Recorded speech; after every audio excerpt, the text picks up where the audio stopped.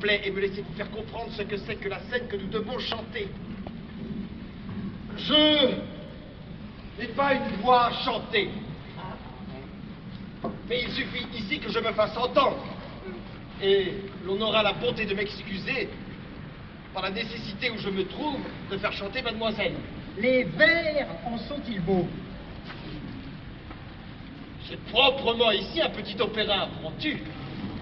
Et vous n'entendrez que de la prose cadencée, ou des manières de vers libres, telles que la passion et la nécessité peuvent faire trouver à deux personnes qui se disent les choses d'elles-mêmes et parlent sur le champ. Fort bien. Eh bien, écoutons. Voici le sujet de la scène. Un berger, mais était attentif aux beautés d'un spectacle qui ne venait que de commencer, lorsqu'il fut tiré de son attention par un bruit qu'il entendit à ses côtés. Il se retourne et voit un brutal qui, de paroles insolentes, maltraitait une bergère. Mais, hélas, dit-il en lui-même, est-on capable d'outrager une personne si aimable? Et de ce premier moment, de cette première vue, il emporte chez lui tout ce qu'un amour de plusieurs années peut avoir de plus violent. Sa passion le fait résoudre à demander en mariage l'adorable bergère, sans laquelle il ne peut plus vivre. Il en obtient d'elle la permission, par un billet, qu'il a l'adresse de lui faire tenir. Mais dans le même temps, on lui annonce que le père de la belle a conclu le mariage avec un autre et que tout se dispose pour en célébrer la cérémonie.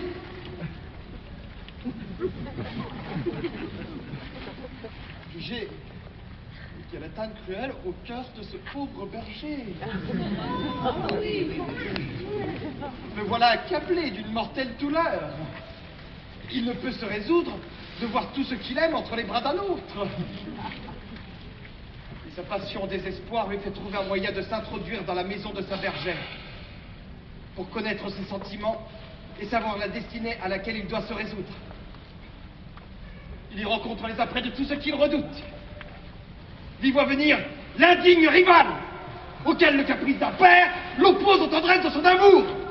Il le voit triomphant, ce rival ridicule, auprès de sa bergère, ainsi qu'auprès d'une conquête lui est assurée. Et cette vue le remplit d'une colère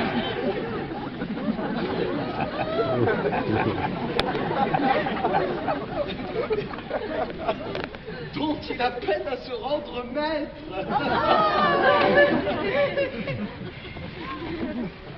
Il jette de douloureux regards sur celle qu'il adore, mais son respect et la présence de son père l'obligent à ne lui rien dire que des yeux. Mais enfin, il force toute contrainte, et les transports de son amour l'obligent à lui parler ainsi. Belle Phyllis, c'est trop souffrir. Oh, reprends ce dur silence. M'ouvrez vos pensées. Apprenez-moi ma destinée. Faut-il vivre? Faut-il mourir?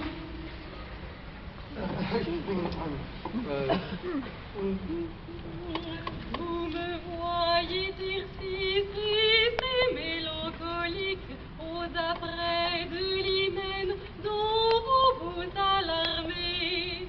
Je lève au ciel les yeux, je vous regarde, je soupire, c'est vous en dire assez. Ouais! Je ne croyais pas que ma fille fût capable de chanter ainsi à livre ouvert, sans hésiter. Ah.